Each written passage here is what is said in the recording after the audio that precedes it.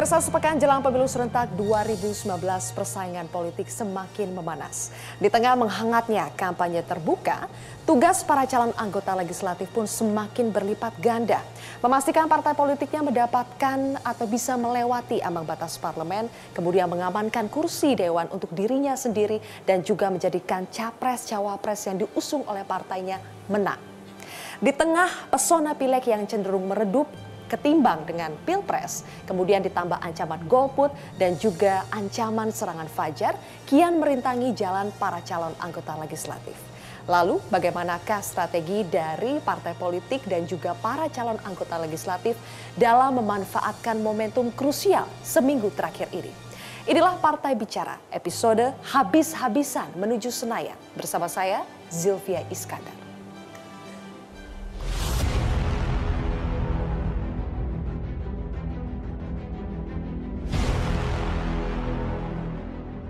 Tragedi terjadi ketika Pilpres amat mendominasi. Angka 75% berbanding dengan 8%, berbanding dengan 2%, itu menunjukkan betapa perhatian publik sepenuhnya kepada Pilpres.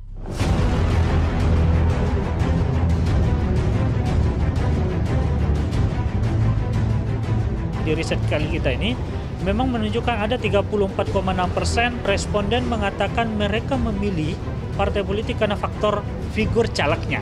Artinya sebenarnya masih ada sedikit ruang bagi partai-partai politik, baik itu partai papan atas, menengah maupun papan bawah, untuk mendongkrak suaranya dengan kontribusi suara caleg yang akan diberikan pada 17 April yang akan datang.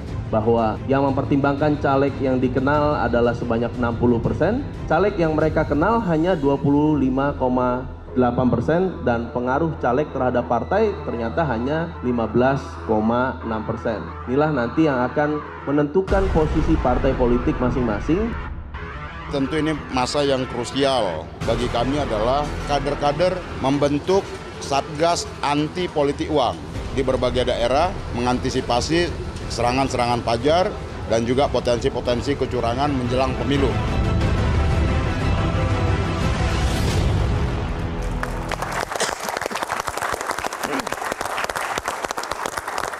Pemirsa, untuk membahas topik habis-habisan menuju Senayan, kami sudah mengundang 6 narasumber. Dari sisi sebelah kanan, Bara Hasibuan, Wakil Ketua Umum PAN sekaligus Caleg DPR RI Dapil Sulawesi Utara. Bang Bara, selamat malam.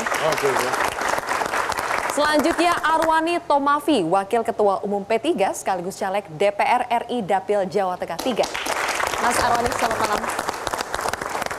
Kemudian Mulyadi Tamsir, Ketua Badan Saksi Nasional DPP Partai Hanura sekaligus Caleg DPR RI Dapil Jatim 1. Pak Tamsir, selamat malam. Di sebelah kiri saya, Sukmo Harsono, Ketua Bidang Pemenangan PBB. Mas Sukmo, selamat malam. Assalamualaikum warahmatullahi Waalaikumsalam. Berikutnya Dede Prayudi, Jubir PSI sekaligus Caleg DPR RI Dapil Jabar 9. Mas Suki, selamat malam. Assalamualaikum. Dan selanjutnya kita punya Cakra Yudi Putra, Kepala Departemen Geopolitik DPN PKPI sekaligus Caleg DPR RI Dapil DKI Jakarta 2. Mas Cakra, selamat malam. Pemirsa, Anda juga dapat berpartisipasi dalam perbincangan malam hari ini melalui aplikasi Metro Extend yang dapat Anda unduh melalui App Store atau Play Store. Nah, sebelum kita memulai perbincangan pada malam hari ini, kita simak terlebih dahulu dinamika elektoral parpol jelang pemilu serentak. Kami memiliki hasil survei terbaru dari 2 lembaga survei, yaitu Carta Politika dan Indikator Politik Indonesia. Dan partai politik yang kami tampilkan dalam survei adalah partai politik yang perwakilannya hadir pada malam hari ini. Kita lihat terlebih dahulu hasil survei dari Carta Politika. 2.000 orang responden dan margin of error 2,19% dilakukan 19-25 Maret 2019. Ini adalah data Pileg 2014, Desember 2018 dan hasil survei terbaru Maret 2019 PBB, PKPI, PSI, kemudian Hanura, P3, dan PAN. Yang merah adalah data Pileg, hijau adalah data survei bulan Desember, dan yang kuning adalah data survei terbaru bulan Maret. Selanjutnya kita lihat lagi hasil survei yang kedua dari Lembaga Indikator Politik Indonesia. 1.220 orang responden, sama ada data Pileg 2014, data survei Desember 2018 dan survei terbaru Maret 2019. Semua data yang ditampilkan oleh 2 lembaga survei ini dari 6 partai politik yang kami undang pada malam hari ini, rata-rata ini tidak mencapai atau belum mencapai 4% dari hasil survei terakhir pada Maret 2019. Saya akan tanya ke Mas Sukmo terlebih dahulu. Mas Sukmo, pemilu tinggal seminggu lagi, kalau kita lihat survei PBB tadi belum mencapai 4%, Mas. Oke. Pendapat dari Mas Sukmo. Oke, saya mau sapa dulu ya kepada caleg Partai Bulan Bintang yang saat ini masih ada di dapil. Gaspol, jangan kasih kendor, terus semangat. Anda sedang didukung oleh seluruh honorer Indonesia Bersatu. Jadi semua lintasan bidang kerja, baik itu dari pemadam kebakaran, perawat, guru, dan lain-lain. Anda didukung oleh PAUD, Anda didukung oleh tenaga kerja Indonesia yang bergabung di Aspataki. Oleh sebab itu jangan pernah takut dengan hasil survei yang Anda lihat tadi. Hasil survei tadi baru menyebut angka 1,3. Survei itu biasanya berkaca pada pemilu-pemilu sebelumnya dari partai-partai yang ada di Senayan, biasanya hasilnya 3 kalinya. Jadi kalau 1,3 tadi kita kalikan 3 saja, maka itu adalah angka dasar yang menjadi modal Partai Bulan Bintang. Tapi kan kali ini beda, Mas. Kali ini Pileg dan Pilpres bersamaan. Beda kondisi dengan 2014 dan sebelumnya. Saya setuju, Mbak Zilvia, hari ini berbeda. Karena pada hari ini Partai Bulan Bintang sudah menyelesaikan gerakan door-to-door stiker dengan wawancara sebanyak 20 juta stiker. Artinya sudah dipastikan dari 20 juta stiker itu kalau satu saja yang milih Partai Bulan Bintang, 4 sampai dengan 5% adalah angka dasar yang akan ditembus oleh Partai Bulan Bintang tahun 2019. Jadi jangan kasih kendor, gaspol, kita akan masuk parlemen. Oke, baik. Itu kata PBB. Mas Uki, posisi PSI juga belum aman. Padahal PSI sebagai partai baru itu sebetulnya kehadirannya cukup menonjol dibandingkan dengan partai-partai baru lainnya. Menurut PSI apa ini yang menyebabkan PSI menurut 2 survei tadi masih di bawah 4%? Oke, begini. Kalau kita mau melihat survei, kita harus pahami dulu survei itu adalah produk saintifik. Artinya apa? Artinya survei juga harus disikapi secara saintifik, bukan secara politis gitu ya. Kita melihat bahwa misalnya kayak gini, dari 2000 sampling, ya, yang mewakili Indonesia yang memiliki 500 kabupaten, on average atau rata-rata per satu kabupaten hanya diwakili 4 sampel gitu ya. Dan karena dia ada multi stage random sampling, maka ada yang 5, ada yang 6, tapi juga ada yang 0 kabupaten tidak diwakilkan gitu ya. Sehingga ada apa? Sehingga ada yang disebut margin of error. Nah, kalau kami melihat setiap hasil survei itu pasti angkanya beda-beda, terutama kalau kita melihat angka kecil dengan margin of error 3% saja. Perbedaan itu begitu terasa gitu ya. Misalnya survei indeks terakhir itu justru sudah menempatkan kami di atas 4%. Survei Vox Populi sudah menempatkan kami di 3,7. Carta Politika di 2%-an. Lalu ada survei Kompas yang paling kejam terhadap kami itu di angka 0,9. Tapi satu hal yang pasti, setiap survei walaupun angkanya berbeda menunjukkan tren yang sama, yaitu apa? PSI elektabilitasnya selalu naik dari waktu ke waktu. Oke, jadi tetap optimis 2019 ini bisa masuk parlemen ya. Kalau Mas Tomafi, di 2 survei yang berbeda, hasil survei P3 itu juga berbeda. Ada yang 2,4% dan 4,9%. Komentar Anda? Ya. Soal survei ini kan kita sudah pengalaman dari pemilu ke pemilu ya. Ya. Dari 3 kali pemilu sebelumnya kita juga selalu disurvei di angka tidak lolos gitu. Tetapi kalau kita lihat sejarah ya perjalanan P3 selama mengikuti pemilu ini, kita selalu bisa lepas dari apa yang dilakukan oleh lembaga survei. Tapi sekali lagi kondisi sekarang berbeda, Mas. Pilpres dan Pileg bersamaan. Apakah tetap bisa? Enggak, saya katakan bahwa P3 sudah cukup berpengalaman ya di dalam mengikuti pemilu ini. Dinamika Pilpres tentu memang menjadikan Pileg itu seperti anak tiri gitu ya. Tetapi di sisi lain juga ini memicu partai dan juga caleg untuk lebih bekerja keras ya. Mereka mensosialisasikan ya, mereka melakukan turba ke lapangan. Jadi di sisi lain memang ada yang justru memicu teman-teman di partai dan caleg. Jadi semakin militan ya, para calegnya. ini yang saya alami perbedaan antara pemilu di 2014 kemarin dengan sekarang. Ini mereka justru lepas dari sorotan masyarakat ya.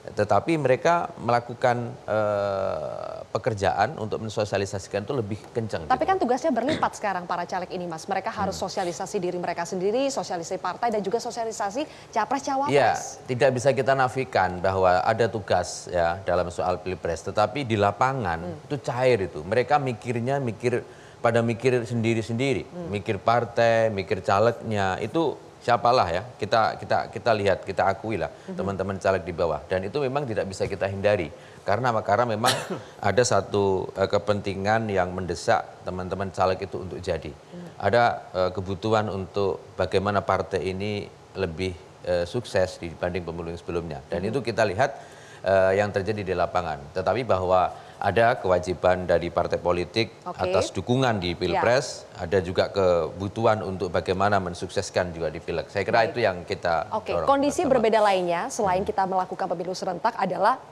kondisi yang menimpa P3 ketika Ketua Umum P3 dijadikan sebagai tersangka. Apakah ini bisa menjadi salah satu faktor yang akhirnya mempengaruhi elektabilitas dari P3? P3 di pemilu 2014 juga punya persoalan ya, ada peristiwa tertentu ya, seperti yang sekarang menimpa Mas Romi. Di satu sisi itu satu problem, tetapi kalau bicara soal masalah, soal musibah atau soal korupsi, saya kira itu menjadi problem partai politik bersama ya, semua partai politik. Tetapi justru ini yang nggak kita duga ya, peristiwa atau musibah itu justru membawa semangat teman-teman di bawah, muncul teman-teman dari kalangan santri, kiai yang mestinya atau awalnya itu di belakang, ternyata justru malah dia berada di depan, ya, memperlihatkan semangat jadi mereka lebih solid untuk, lagi. Iya, lebih solid lagi justru saya lihat. Ya. Baik, kita berikan tepuk tangan dulu untuk P3. Kalau Pak Mulyadi dari Hanura, elektabilitas Hanura juga diprediksi kurang dari 2%, bisa jadi tidak lolos ini ke parlemen lagi seperti yang sebelumnya. Apakah menurut Pak Mulyadi ini adalah imbas dari pileg dan pilpres yang berbarengan? Yang pertama begini, Hanura itu dari 2009-2014, prediksi sebelum pilpres, sebelum pileg itu sama. Kita diprediksi selalu tidak lolos. Sama kayak P3? Sama kayak P3. Tapi alhamdulillah, 2 kali mengikuti pemilu, kita selalu lolos dari lubang jarum. Nah, ini pertanda bahwa pada pemilu 2019 hal yang sama akan terjadi. Tapi kan kondisinya sekali lagi berbeda, Mas. Betul, pileg, pilpres bersamaan. Betul. Tapi sebenarnya ini bisa dilakukan secara linear, sejalan. Nah, memang yang ada pada kami tidak memiliki banyak caleg incumbent. Tapi yang harus dipahami, kami memiliki caleg incumbent dari DPD yang selama ini belum terasosiasikan secara maksimal.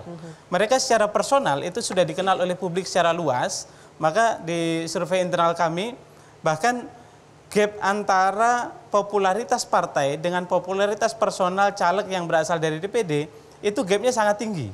Artinya mereka dikenal sebagai person, tapi mereka belum dikenal bahwa mereka adalah caleg Hanura. Nah, kurang lebih setengah bulan terakhir ini yang kemudian kita sampaikan kepada caleg-caleg, terutama yang dari DPD atau dari yang awalnya belum berpartai politik atau belum berhanura, mereka kita sampaikan, mereka dorong untuk mengasosiasikan, untuk menonjolkan bahwa mereka adalah caleg Hanura dan menonjolkan partainya. Oke, lebih banyak caleg yang bukan non petahana ya. Apakah itu tidak menjadi suatu kesulitan lagi ketika muka-muka baru yang muncul di tengah konstituen? Saya kira ini menjadi jawaban bagi masyarakat sebenarnya ketika ada kejenuhan politik dari masyarakat. Ketika hari ini saya caleg di Jawa Timur 1, ketika kita turun sebenarnya ada kejenuhan masyarakat terhadap elit-elit politik. Tapi ketika muncul elit-elit baru, ketika muncul para politisi baru, nah ini memberikan harapan baru kepada mereka. Dan mereka lebih cenderung bisa menerima. Oke, Anda melihat ada kejenuhan di politisi lama begitu. Kalau Bang Bara, betul tidak tuh ada kejenuhan di politisi-politisi lama, caleg-caleg petahana sehingga akhirnya punya kesempatan untuk caleg-caleg baru meraih kursi? Sebetulnya itu tergantung pada daerah pemilihan masing-masing ya. Kalau saya lihat di daerah pemilihan saya, Sulawesi Utara, sebetulnya calon legislatif yang incumbent itu masih memiliki berbagai keuntungan. Satu, sekarang ini memang pemilih lebih kritis ya, dan makin kritis, Sylvia. Jadi mereka juga banyak memiliki kekecewaan di masa lalu ya. Calon legislatif yang seringkali memberikan janji-janji tapi tidak ditepati. Ya. Setelah terpilih lupa, tidak datang lagi ke dapil. Kemudian tidak jarang turun ke dapil dan tidak memenuhi janjinya. Jadi memang sekarang rakyat makin lama makin kritis. Dan di situ memang calon incumbent diuntungkan dalam arti kalau si incumbent tersebut memang selama ini bekerja betul-betul, ya, membuktikan bahwa dia memang melakukan banyak hal untuk daerah pemilihannya, untuk konstituennya. Ya. Jadi memang sudah ada bukti-bukti. Nah, di situ memang kalau memang caleg itu berbuat nyata selama ini, memang pada akhirnya dia akan diuntungkan. Jadi modal sosialnya terjaga. Memang betul begitu, sekali. Ya? Memang kalau kita adanya kejenuhan, kekecewaan terhadap calon legislatif yang lama karena mereka tidak menepati janjinya, dan di situ memang secara tidak langsung menguntungkan calon-calon yang baru, yang fresh, yang segar gitu ya. Seperti Cakra ini misalnya gitu kan, yang umurnya baru 22 tahun. Tapi pada saat bersamaan, rasa kritis itu juga bisa menguntungkan calon incumbent kalau memang dia selama ini betul-betul berbuat dan membuktikan dia sudah melakukan banyak hal untuk memperjuangkan aspirasi konstituennya. Tapi kalau bagi Bang Bara, seorang incumbent bersaing dengan caleg-caleg muda, katakanlah misalnya dengan ada Mas Cakra di Dapil Sulawesi Utara, bagaimana rasanya bersaing dengan politisi muda, muka baru? Ya, karena saya selama ini kan bekerja keras. Ya. Saya sering turun ke Dapil dan saya banyak melakukan program, memberikan bantuan ya, ke seluruh Sulawesi Utara. Apa yang saya lakukan di Komisi 7, komisi di mana saya duduk sekarang ini memang sangat konkret. Jadi di situ memang membuat saya confident. Ya, artinya memang lihat saja rakyat saya, apa yang sudah saya lakukan. Baik, kita berikan tepuk tangan untuk Bang Bara.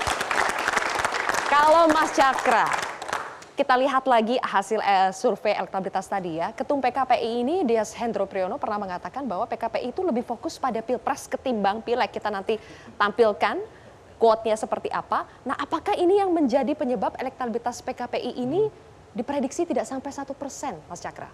Ya, baik. Jadi PKPI di sini memandang hasil survei sebagai sebuah cerminan, tetapi tidak percaya 100% kepada hasil survei. Karena bagaimanapun ini hasil survei ini merupakan bisa dilakukan dengan metode yang berbeda-beda, dan tadi bisa kita lihat bahwa respondennya juga 1.000, 2.000 dengan margin of error yang berbagai macam. Bisa saja di sini 2.000 responden tadi hanya terkonsentrasi di Jawa, di Sumatera, padahal basis pemilih PKPI di sini mempunyai basis pemilih di seluruh provinsi, seluruh kabupaten kota yang ada di Indonesia. Oke. Jadi, tapi apakah PKPI juga melakukan survei internal? Survei internal pasti, dan kita di sini juga melihat dan berkaca dari pemilu 2014 bahwa ketika elektabilitas kita 0,1%, pada kenyataannya kita bisa mencapai 0,9%. Dan juga tentunya berkaca dari Pileg 2014 di mana partai-partai seperti Partai Hanura, P3 yang tidak mencapai 3%, 3,5% ambang batas pada waktu itu, tetapi malah bisa melejit hingga 3 kalinya. Tentu saja semua itu merupakan dinamika yang bisa terjadi di lapangan. Angka survei internal terakhir PKPI berapa kalau boleh tahu, Mas Cakra? Insya Allah yakin 4% kita lolos Senayan. Lolos Senayan, oke, yakin ya. Nanti kita lanjutkan lagi ya, Mas Cakra dan juga teman-teman lainnya. Tapi kita harus jeda sejenak pemirsa. Nanti kita akan fokus bagaimana para caleg ini memaksimalkan waktu kampanye yang kurang lebih tinggal 1 minggu lagi. Sesaat lagi.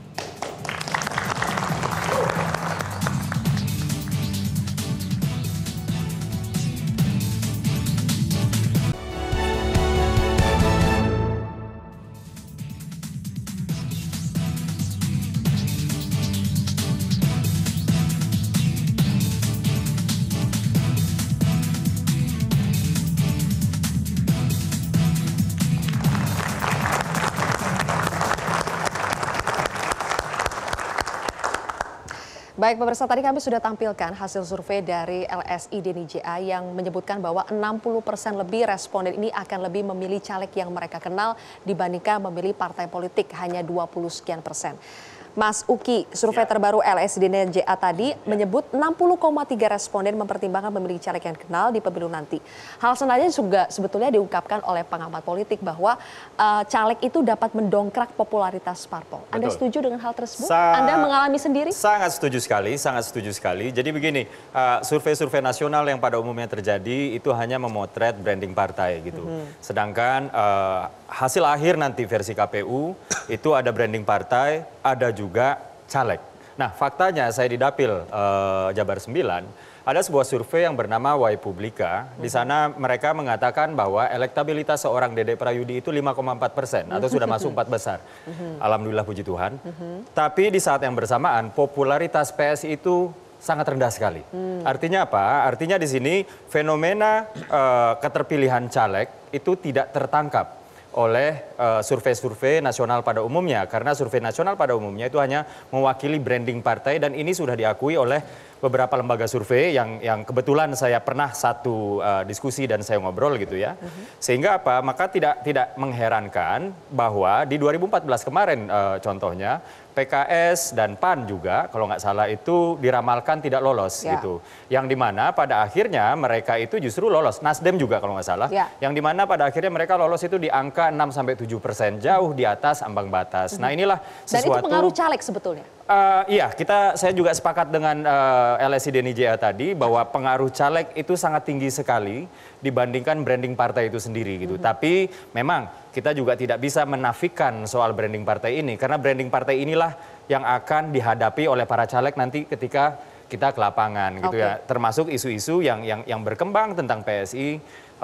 Saya sering temui, ditanyakan oleh teman-teman konstituen di dapil saya terkait dengan isu-isu yang dikembangkan misalnya oleh ketum kami ketika melakukan pidato politik, dan disinilah diperlukan kecakapan para caleg untuk memberikan edukasi. Bagi PSI satu hal, demokrasi itu wajahnya harus diganti. Kita sudah nggak bisa lagi yang namanya menyuarakan yang banyak. Sekarang kita nggak boleh sepragmatis itu, kita harus menyuarakan yang benar. Kita udah nggak bisa lagi menganggap benar yang biasa. Kita sudah harus mulai membiasakan sesuatu yang benar. Oke, kita berikan tepuk tangan dulu. Kalau Mas Cakra, dapil Anda DKI Jakarta 2 ya, ini disebut sebagai salah satu dapil neraka karena isinya ada banyak sekali politisi senior, petahana juga, misalnya ada Masinton Pasaribu, Eriko Sotarduga dari PD Perjuangan, Oki Asokawati dari Nasdem, kemudian ada Hidayat Nur Wahid dari PKS, dan pendatang baru yang cukup populer temannya Mas Uki, ada Samar Amani juga di dapil itu. Nah, bagaimana cara Anda bertarung melawan politisi senior atau muka-muka lama yang sudah populer ini? Ya, jadi bagaimana cara saya melawan politisi-politisi petahana yang sudah lama berkecimpung di dunia politik? Ya, saya terjun ke masyarakat. Saya dengar aspirasi dari mereka. Dan ketika saya ngobrol sama mereka di dapil Jakarta Selatan, Jakarta Pusat, dan luar negeri, banyak dari mereka mengatakan bahwa selama ini caleg-caleg dan bahkan anggota petahana, anggota DPR RI sekarang yang ada di dapil 2, tidak pernah datang ke dapil mereka. Dan itulah yang ingin saya rubah, bahwa di sini politisi milenial hadir untuk menawarkan pembaharuan-pembaharuan. Di sini politik tidak bisa lagi dianggap sebagai sesuatu yang elitis yang tidak dapat dijangkau oleh masyarakat, tetapi saya ingin memberitahu kepada mereka bahwa politik ini hidup dalam sendi kehidupan masing-masing dari kita. Makanya saya ingin mengatakan kepada mereka, pilihlah wakil rakyat yang Bapak dan Ibu kenali masing-masing wajahnya, masing-masing track recordnya. Sudah berapa titik sih yang Anda temui, yang Anda datangi sejauh ini, sejauh masa kampanye 6 bulan terakhir ini? Sekitar 50 sampai 100 titik. 50 sampai 100 titik. Dan di situ apakah Anda akhirnya mendapatkan kesimpulan bahwa Anda sudah cukup dikenal di dapil Anda? Selama ini responnya positif, bahwa saya melihat, saya menangkap, memotret bahwa masyarakat ini haus akan perubahan. Mereka ingin sesuatu wajah politik yang baru, mereka tidak ingin lagi DPR RI dan pemerintahan ini diisi oleh wajah-wajah lama yang tidak menepati janji, dan mereka sangat mengapresiasi akan kehadiran milenial dan keterwakilan anak muda di DPR RI. Boleh saya tambahkan, Pak Silvi? Sedikit ya. Iya, jadi begini, saya senada sekali dengan Mas Cakra, bahwasannya begini, ketika saya ke dapil saya menanyakan kepada konstituen, Bapak Ibu apakah pernah ada yang dikunjungi kembali oleh wakil rakyat di DPR RI atau mungkin diundang untuk bertatap muka dengan wakil rakyat di DPR RI, maka jawabannya selalu tidak pernah. Dan survei kecil-kecilan saya ini diperkuat oleh temuan CSAS pada tahun 2017 yang lalu, bahwa 95% orang Indonesia itu tidak pernah bertemu lagi dengan wakil rakyatnya. Sedangkan yang namanya dana reses itu selalu diturunkan oleh negara. Sebanyak 1,2 miliar rupiah per 1 tahun untuk mengunjungi lagi dapilnya sebanyak 6 kali. Nah, dari banyak, mohon maaf, 5 kali. Dari sekian banyak yang saya temui, mereka mengatakan bahwa tidak pernah ditemui oleh wakil rakyatnya. Oke. Sedangkan ketika saya berbicara dengan wakil rakyatnya, mereka mengatakan mereka sudah turun ke dapil. Saya coba cross check langsung ya, Buktinya Mas Uki, katanya, karena ini ada petahana di sini, ada Mas Siap. Tomafi di sini. Apakah betul kalau caleg petahana itu sudah jarang pergi ke dapil? Jadi ya kita maklum lah, adik-adik ini kan baru terjun ke politik ya kemarin ya. Ini seperti omongan saya 10 tahun yang lalu kan gitu. Jadi seperti P3 ya, tidak hanya bekerja pada 6 bulan terakhir ini, apalagi hanya bekerja 1 bulan terakhir menjelang hari H.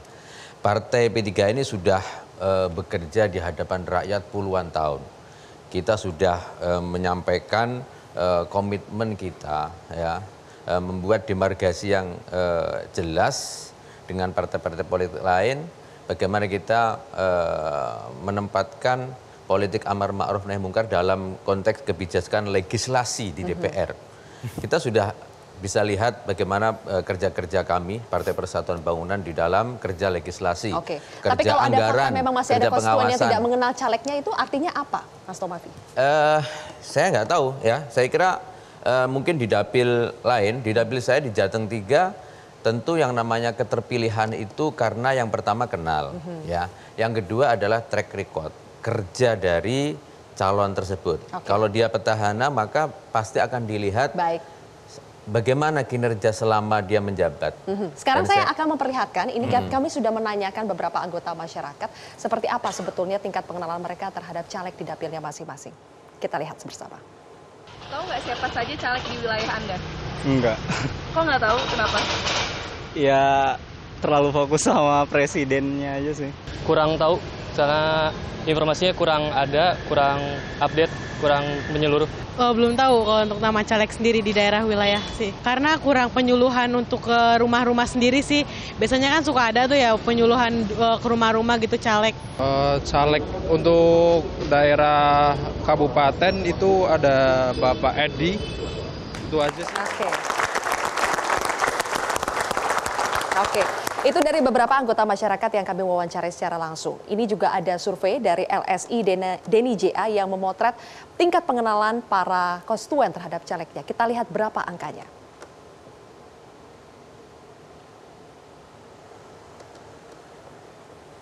Survei LSI Deni JA, 1.200 responden yang dilakukan dari tanggal 18 hingga 26 Maret 2019. Memotret bahwa 70,6% responden ternyata tidak kenal dengan calegnya, caleg yang ada di dapilnya. Sementara yang kenal hanya 25,8%. Mas Sukmo, bagaimana caleg itu bisa mendulang suara kalau kenyataannya banyak masyarakat yang masih belum mengenal calegnya? Ya, Mbak Sylvia, ini menarik sebenarnya ya. Hari ini sengaja nggak sengaja, di sebelah ini kayaknya partai incumbent semua, yang di sini fresh semua nih. Ya kan? Tadi teman-teman yang sudah di parlemen ini mengatakan bahwa ada semacam kejenuhan. Ada semacam kejenuhan ya kepada caleg yang sekarang atau kepada incumbent. Bahkan ketakutan kalau menurut saya. Ditemukannya seorang caleg incumbent dengan menyiapkan 400.000 amplop untuk serangan fajar. Itu membuktikan bahwa tidak ada keyakinan dalam diri caleg terhadap masyarakat walaupun mereka adalah incumbent.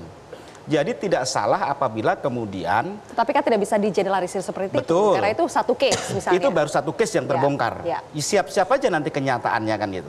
Jadi tidak bisa dipungkiri bahwa ketenaran seorang tokoh itu menjadi sangat penting di dalam mencapai dan mendulang suara. Kehadiran Prof. Yusril sebagai caleg, kemudian Sekjen Afrian Syahnur sebagai caleg, itu adalah merupakan kekuatan utama salah satunya bagi Partai Bulan Bintang untuk mendulang suara pada pemilu yang akan datang. Nah, apa yang menjadi penting bagi masyarakat adalah tadi dikatakan di survei yang mengenali caleg itu kan cuma 25% ya. Mbak Sylvia, caleg Partai Bulan Bintang saja hampir 500. Dikalikan seluruh partai politik yang ada itu berapa ribu caleg. Bagaimana mungkin masyarakat akan mengenali satu demi satu? Apalagi yang disampling kan cuma sebagian. Tetapi pada faktanya bahwa caleg itu sekarang sedang terjun di lapangan, berdialog, bagi kartu nama, ya kan, kemudian memberikan nomor telepon, kemudian memberikan program-programnya.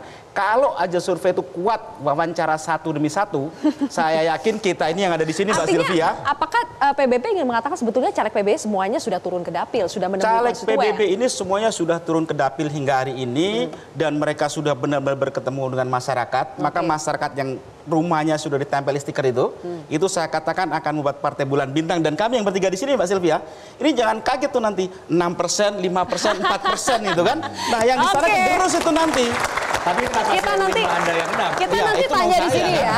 Udah bagus saya kasih Bang Bara, link, Pak. apakah kalau caleg petahana itu cara bersosialisasi atau turun ke dapil itu dengan cara misalnya menempelkan stiker atau memasang spanduk saja, tidak langsung menemui konstituennya? Tapi dijawab nanti ya. Kita harus sudah sejenak, pemirsa. Partai Bicara akan kembali sesaat lagi.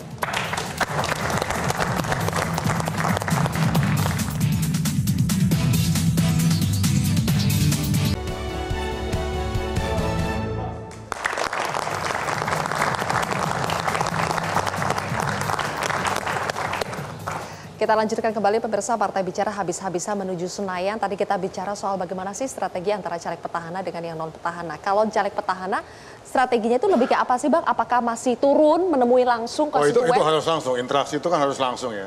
Artinya kita harus mengatakan apa yang sudah kita lakukan. Jadi itu sebetulnya lagi-lagi keunggulan dari calon incumbent ya. Menunjukkan ini sudah saya lakukan selama ini ya. Jadi masih turun ke beberapa titik ya? Nggak cuma pasang baliho, banner, dan itu kan tidak semua juga, misalnya wilayah saya Sulawesi Utara itu kan sangat luas. Ya tidak semua juga wilayah sudah saya kunjungi selama ini. Jadi saya tetap harus mengunjungi wilayah-wilayah yang memang saya belum kunjungi, atau juga wilayah sudah saya kunjungi, sudah mengadakan program di daerah tersebut, di desa tersebut ya, untuk mengingatkan kembali apa yang sudah saya lakukan. Kalau itu tadi tetap penting. Banyak yang masyarakat yang merasa tidak mengenal dengan caleg. Itu memang itu salahnya di mana berarti? Itu salahnya memang selama ini, itu harus diakui betul, dan para newcomers ini memang betul sekali, memang kebanyakan atau banyak ya anggota DPR yang selama ini menjabat memang tidak melakukan interaksi secara sungguh-sungguh kepada konstituen mereka masing-masing. Tidak sungguh-sungguh itu berarti? Di setiap kali, memang saya sering juga menanyakan apakah misalnya Sulawesi Utara itu mempunyai 6 wakil di DPR RI. Kalau saya minta menyebutkan ke 6 orang tersebut, ya mereka biasanya tidak bisa. Biasanya sampai 2 atau 3 maksimum gitu. Jadi memang itu suatu kenyataan dalam politik kita sekarang. Tapi juga pada saat yang bersamaan, pemilih juga makin kritis. Gitu. Jadi mereka melihat incumbent itu bisa diuntungkan kalau memang dia bisa mengatakan ini rakyat saya selama ini sudah saya lakukan. Gitu. Oke, sekarang kita akan bahas sedikit mengenai potensi atau ancaman serangan fajar. Kita akan tampilkan dulu grafik soal politik uang berikut ini.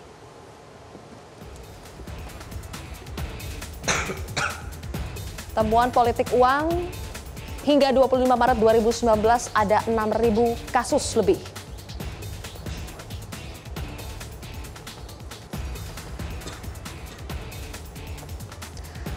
Dan di tahun 2019, potensi politik uang diprediksi akan semakin meningkat jika dibandingkan dengan 2009 dan 2014. Pak Mulyadi, kenapa politik uang itu selalu saja terjadi di setiap pemilu? Saya kira begini, karena para caleg, para anggota DPR incumbent ini, mereka yang jarang turun ke masyarakat, jarang menyentuh masyarakat, sehingga pola pikir masyarakat akhirnya pragmatis. Mereka merasa ditinggalkan selama 4 tahun. Mereka hanya dimanfaatkan ketika momentum pemilu saja. Nah ini yang kemudian menjadi bumerang bagi kita, para politisi, ketika kita turun di masyarakat. Kita tawarkan program, kita tawarkan tentang masa depan, mereka memilih yang praktis-praktis saja. Ini yang menurut saya menjadi ancaman bagi kita semuanya. Makanya kami hadir, politisi-politisi muda, hadir memberikan harapan baru, memberikan wacana baru, memberikan masa depan baru terhadap masyarakat, terhadap bangsa Indonesia. Nah ini yang kemudian kita lakukan. Dan kita dengan energi muda, energi baru ini, kita yang rajin turun ke bawah, kita menyentuh langsung pada masyarakat. Maka kita Partai Hanura yang disampaikan oleh Ketua Umum kami, instruksi dari Ketua Umum kami Pak Usman Sabta, diinstruksikan kami menyentuh masyarakat secara langsung, turun ke bawah, ketemu dengan masyarakat, mendengarkan aspirasi masyarakat. Jadi tidak perlu pakai politik uang? Tidak pakai politik uang. Dan itu yang selalu disampaikan dari Ketua Umum kami Pak Usman Sabta. Saya yakin perlahan-lahan tapi pasti masyarakat akan tercerahkan, karena sebenarnya masih sangat banyak masyarakat kita yang jernih dalam berpikir. Maka kalau kita di survei internal kami itu, keterterimaan money politik semakin lama semakin kecil. Mereka ada yang menerima dan memilih itu semakin kecil. Yang besar itu mereka yang menerima, tapi akhirnya pilihan tergantung pada hati nurani mereka, tergantung pada hati nurani rakyat. Nah ini dan masih banyak lagi yang tidak mau menerima politik uang. Nah ini saya kira harapan bagi politik masa depan Indonesia. Baik. Kalau Mas Cakra, pernah tidak sih mengalami sendiri ketika turun ke dapil bertemu dengan konstituen, kemudian dimintai sesuatu oleh para konstituen sebagai imbalan agar nanti dipilih? Ya, pernah dan sangat sering saya temui, dan ini tidak lepas dari peran politisi-politisi lama yang melanggengkan praktik money politik itu sendiri. Politisi lama lagi ini disinggung. Iya, kita tidak bisa pungkiri ya bahwa selama ini ambil yang fresh day oven ya. Kita tidak bisa pungkiri bahwa selama ini politik hanya dianggap sebagai sesuatu yang praktis gitu ya. Praktis dalam arti hanya kita bom dengan amplop dan sembako dan sebagainya. Itu bisa lantas memperoleh suara. Padahal tidak. Politik itu satu proses yang panjang. Dengan mendengarkan kepada masyarakat, mendengarkan langsung kepada konstituen. Terus ketika masyarakat meminta kepada Anda, apa yang Anda katakan kepada mereka? Saya bilang kepada mereka bahwa di sini saya ingin memberikan pencerahan kepada mereka. Saya ingin memberikan edukasi politik kepada mereka bahwa buat apa ibu saya berikan 50.000, 100.000, besok juga ibu habis untuk beli barang-barang keperluan. Tetapi jika saya langsung hadir menemui ibu, mendengarkan permasalahan bapak dan ibu, dan saya sampaikan aspirasi di Senayan, itu akan menjadi sangat lebih berarti dibanding money politics yang hanya diberi dalam satu waktu. Sedikit masuk Begini, temuan ICW, baik itu Formapi dan ICW gitu ya, itu sudah memperlihatkan sekali bahwa wajah politik Indonesia, terutama mereka-mereka yang ada di partai politik atau juga DPR gitu ya, itu bukan hanya bobrok, buruk, dan juga kotor gitu ya. Dan ini berpengaruh sekali terhadap produktivitas mereka gitu. 2017 kemarin hanya ada 6 legislasi dari 51 target RUU. 2018 ini tahun lalu hanya 5 dari 50 target gitu. Saya belum membicarakan soal pelanggaran kode etik, ada 10 tahun 2017, termasuk di dalamnya ada Pak Fadlizon, ada Pak Fahri Hamzah, dan semuanya ditutup dari publik. Penyelesaiannya seperti apa. Belum lagi ada soal korupsi tahun 2017, ada 7 kasus korupsi yang melibatkan DPR, di mana ketua DPR-nya itu ditangkap ya, dan 2018 wakil ketua DPR-nya yang ditangkap. Nah, inilah wajah politik di Indonesia. Inilah wajah politik di Indonesia. Kalau soal itu ya, teman-teman adik-adik ini kan belum pernah megang uang di DPR atau di pemerintahan. Kenapa kalau gitu memang ya. sudah pernah pegang jadi uang, kenapa belum Mas pernah Formapi? punya pengalaman di sana. Saya kira nanti akan bicara itulah ya. Tetapi yang paling penting bagi kami adalah soal praktek korupsi, soal praktek money politik. Kita semua tentu menolak.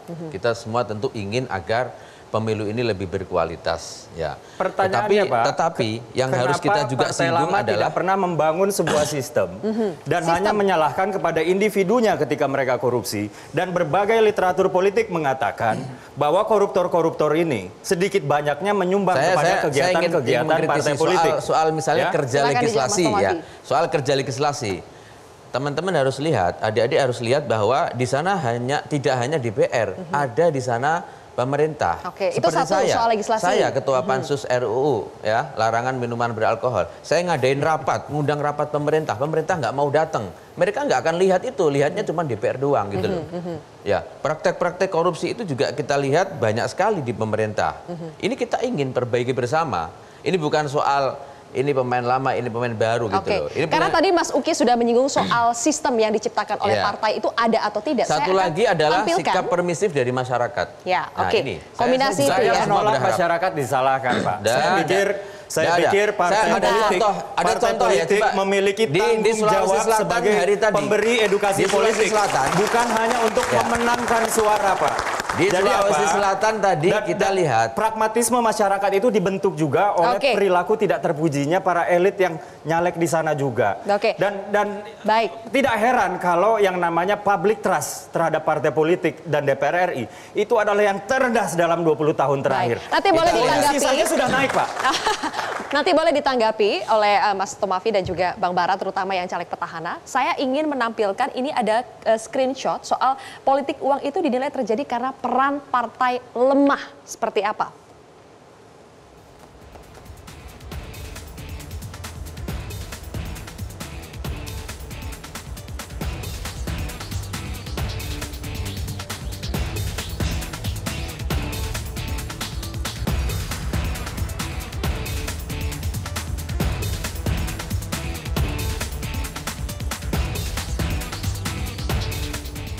Oke, ini menyambung soal sistem yang dibentuk oleh partai. Bang Bara, apakah memang betul tidak ada sistem di partai yang bisa betul-betul membentengi para calegnya dari praktik politik uang? Itu sistem itu kan seharusnya berkaitan dengan tradisi ya, dengan kode etik yang diciptakan oleh partainya. Kalau memang partainya tegas, jangan Anda menggunakan uang dalam meyakinkan pemilih. Saya pikir itu tidak akan terjadi. Jadi memang betul sekali, memang di sini ada kombinasi macam-macam. Satu memang rakyatnya juga bersikap pragmatis ya.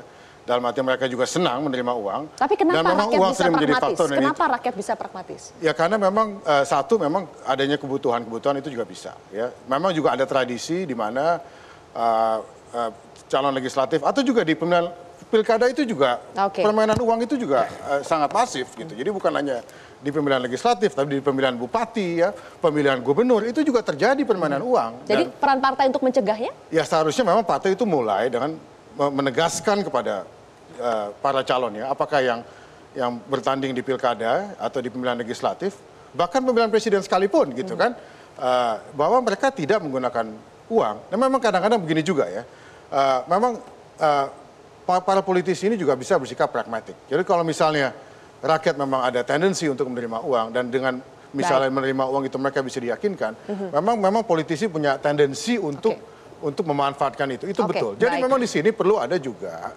perubahan dari semua pihak ya, dari politisi, apapun, dari rakyat. Jadi ada edukasi betul tadi kata Anda itu, edukasi terhadap kode etik yang dibangun partai politik, sekuat apapun partai itu melarang anggotanya untuk korupsi.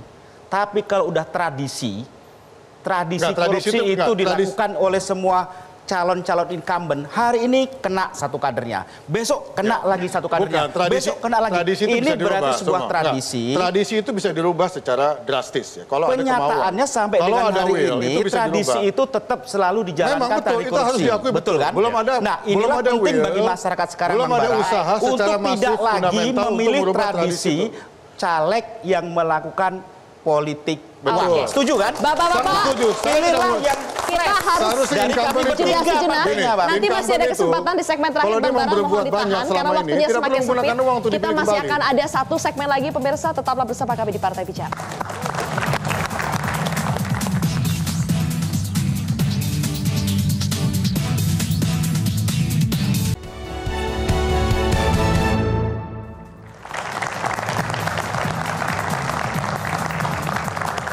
Baik, pemirsa, di waktu yang terbatas ini kami akan memberikan kesempatan kepada setiap narasumber untuk menjelaskan mengapa masyarakat harus memilih Anda atau partai Anda di pemilu nanti. Saya mulai dari Pak Mulyadi. Saya kira begini, pemilu ini bukan persoalan siapa yang jadi, siapa yang menang.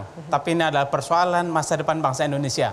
Maka Hanura, kita yang konsen terhadap pembangunan daerah, kita yang konsen membuka ruang sebesar-besarnya untuk anak muda, kita yang membuka ruang, kita yang perjuangkan pembangunan sumber daya manusia ke depan, maka saya kira sudah saatnya masyarakat memilih sesuai dengan hati nurani rakyat, memilih yang fokus terhadap pembangunan daerah, memilih yang akan perjuangkan masa depan bangsa Indonesia. Maka jangan lupa, kita harus bersama Partai Hanura, bangkit jaya menang untuk kejayaan Indonesia. Oke, terima kasih Pak Mulyadi. Selanjutnya Mas Cakra, kenapa harus pilih Anda atau PKPI? Ya. Jadi di sini PKPI mempunyai hashtag Partai Zaman Wow, di mana ini adalah partai yang berjiwa muda dan sangat menawarkan perubahan-perubahan yang segar. Di sini PKPI mempunyai ide untuk membuat dan merancang RUU e-sports atau olahraga elektronik, di mana nantinya teman-teman yang hobi bermain game akan bisa diakui sebagai atlet profesional yang kemudian kita melihat ini sebagai potensi untuk dikembangkan ke depannya. Selain itu, saya sejalan dengan PKPI juga akan mengembangkan undang-undang ekonomi kreatif, di mana kita sampai saat ini belum punya. Padahal ekonomi kreatif ini sangat potensi di Indonesia untuk dikembangkan ke depannya dengan kita melihat tren bahwa terdapat peningkatan dari industri ekonomi kreatif dari tahun ke tahun. Baik. Dan ini yang akan kita perjuangkan dari PKPI untuk DPR RI, Jakarta 2, Jakarta Selatan, Jakarta Pusat, dan luar negeri. Terima kasih Mas Cakra. Selanjutnya Mas Tomafi. Ya. Partai Persatuan Pembangunan ya adalah partai Islam yang lahir dan tumbuh berkembang di dalam kultur Indonesia, di dalam dinamika politik NKRI.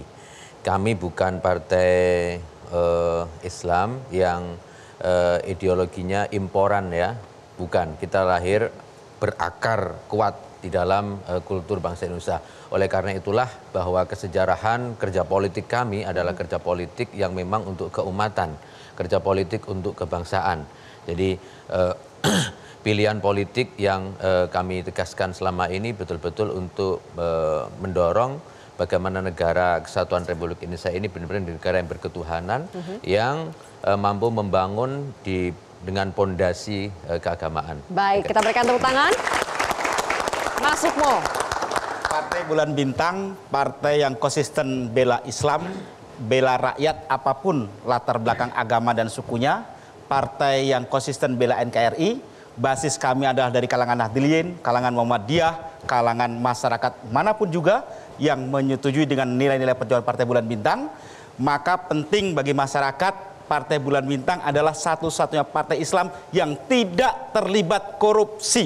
Oleh sebab itu, pilih caleg Partai Bulan Bintang, pilih Partai Bulan Bintang nomor 19 untuk menuju Indonesia yang lebih sejahtera. Terima kasih Mas Sukmo. Bang Bara. Memilih caleg kan, saya sebagai caleg kan. Caleg jadi atau partai? Sangat simpel. Ya, saya sudah melakukan banyak hal selama ini dan itu rakyatnya sudah ada dan rakyat Sulawesi Utara sudah merasakan apa yang sudah saya perbuat. Saya ingin diberikan mandat karena saya ingin melanjutkan misi saya ini. Misi bahwa betul-betul kehadiran saya di DPR RI bisa memberikan manfaat bagi rakyat Sulawesi Utara. Itu saja ya. Jadi saya tidak usah bicara muluk-muluk ya. Sesuai dengan kedudukan saya di Komisi 7, banyak persoalan yang sudah saya bantu untuk tangani, soal kelistrikan, soal distribusi BBM 3 kg, distribusi BBM ya, gas LPG 3 kg, soal BBM dan juga soal kebersihan, lingkungan hidup, banyak hal sudah saya lakukan. Jadi saya ingin diberikan kepercayaan lagi untuk melanjutkan pekerjaan saya ke depan untuk bagaimana saya bisa terus melayani rakyat Sulawesi Utara. Terima kasih Bang Bara. Terakhir Mas Uki. Siap. Rakyat menginginkan DPR yang dipercaya, bukan DPR yang memperkaya keluarga. Rakyat menginginkan DPR yang berintegritas, bukan anggota DPR yang suka jalan-jalan ke luar negeri dan beli tas. Rakyat menginginkan DPR yang jujur, bukan anggota DPR yang suka bolos dan tidur.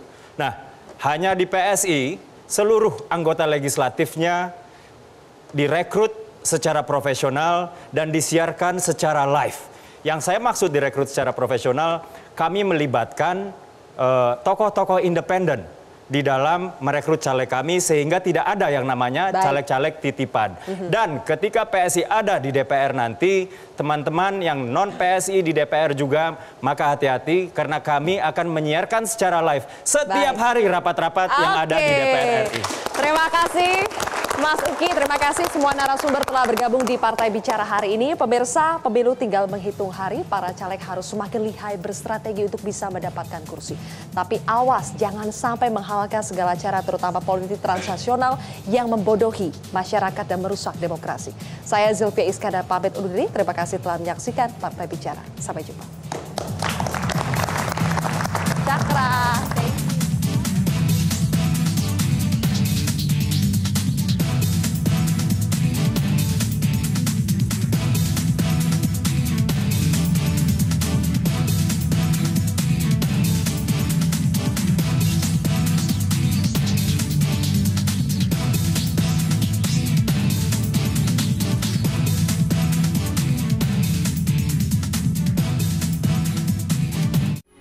Metro TV, knowledge to elevate.